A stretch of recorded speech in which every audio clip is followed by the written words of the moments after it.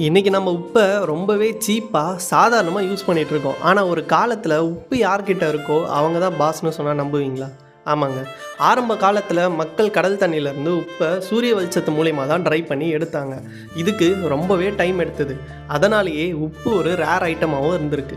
அதுவே உப்போட டேக்ஸு அதிகமாக வரத்துக்கு காரணமாகவும் இருந்திருக்கு. சால்ட் டேக்ஸ்னு சொல்கிற இந்த டேக்ஸ் மக்களுக்கு ரொம்பவே கஷ்டத்தை கொடுத்துருக்கு. ஒரு ஃபேமிலிக்கு பேசிக் உப்புக்கே டேக்ஸ் பே பண்ண மாதிரி இருந்திருக்கு. கம்மியான டேக்ஸ் இல்லைங்க, அதிக டேக்ஸு.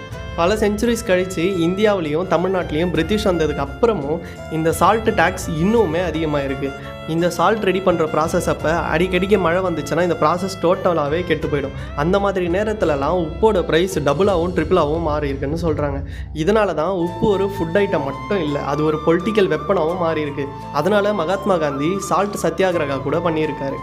இந்த ஸ்ட்ரகிளில் மக்கள் நிறைய பேர் அவர் கூட சேர்ந்துருக்காங்க. சுருக்கமாக சொன்னால் உப்பு நமக்கு டேஸ்ட் மட்டும் இல்லை, ஒரு காலத்தில் உயிர் காக்கும் பொருள் ப்ளஸ் அரசு கட்டுப்பாடு ப்ளஸ் மக்கள் போராட்டம் மூன்றுமே சேர்ந்தது தான்.